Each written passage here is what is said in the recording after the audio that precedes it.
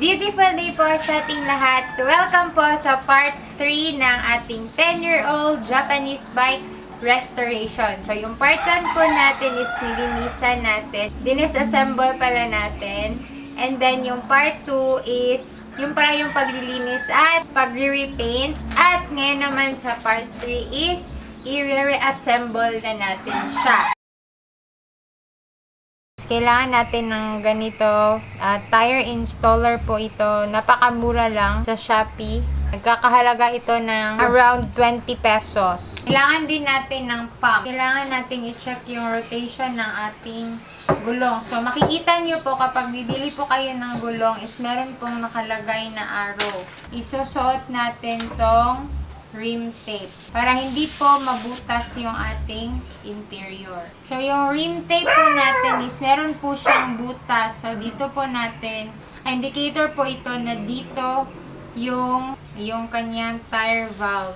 So, dapat is itapat nyo po siya sa butas ng valve.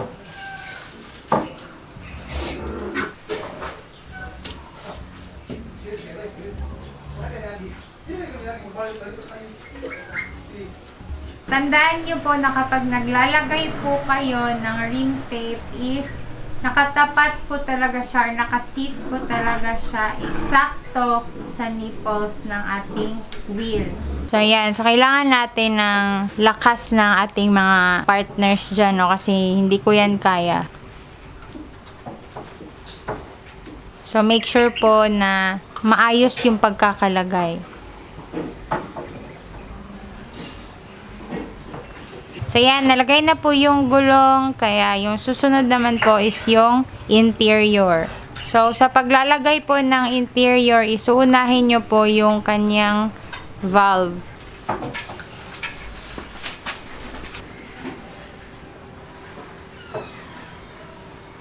So, isa po sa pakatatandaan po kapag naglalagay ng interior is that dapat hindi po siya naiipit sa loob para po iwas na mabutas.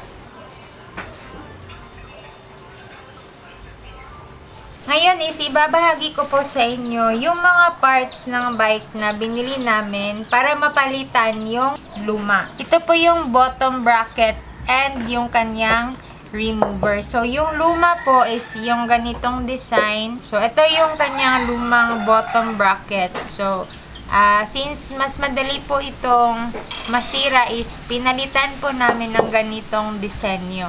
So, next is yung kanyang brakes. Ito yung handle niya. And ito yung kanyang grip. No? So, color pink. Yun kasi yung favorite color ko. And then, yung kanyang cable. So, these are the cable brakes. And then, yung kanyang handle sa manubela. And ito yung drum brake. Ito yung mga parts or pyesa ng brakes. And then yung bell. So, ito naman po is yung mga headset bearings niya. Isa din po pala sa mga must na mga kailangan natin is yung ating grasa or yung ating all-purpose grease.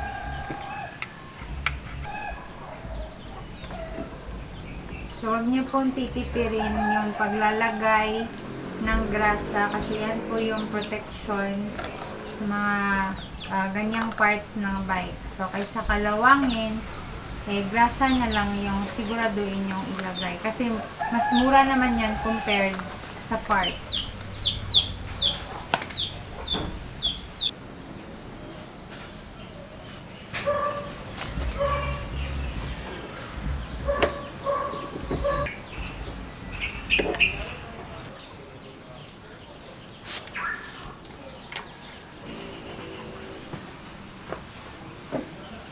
Ngayon is i-install na natin yung kanyang drum brake.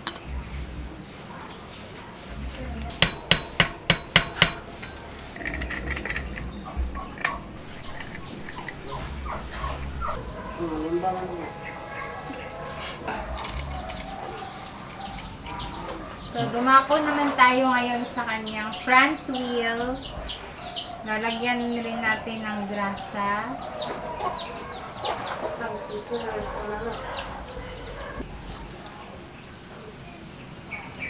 Proceed naman tayo sa kanyang headset at sa kanyang fork.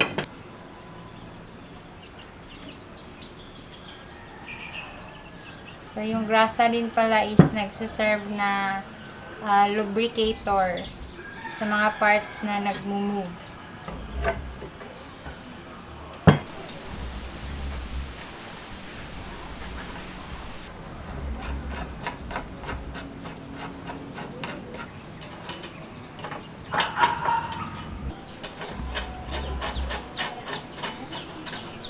So, sa manobelang part po, yung pagkakabitan niya is dapat yung tamang-tamang higpit lang para po ma-move pa po natin yung ating manobela. Kapag too tight po kasi baka hindi mahirapan po tayong i-maneuver yung ating manobela.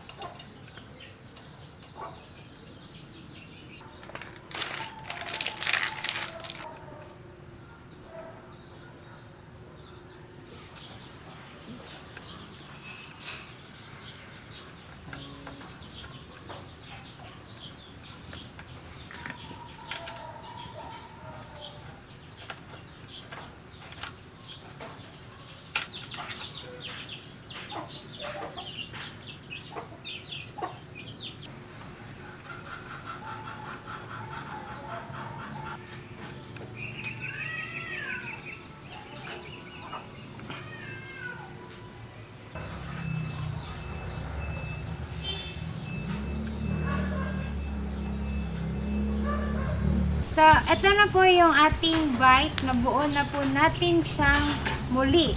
So, may mga ibang parts na hindi na namin binalik dahil masyado ng maraming kalawang. So, gaya ng mga fenders, hindi na namin siya nilagay.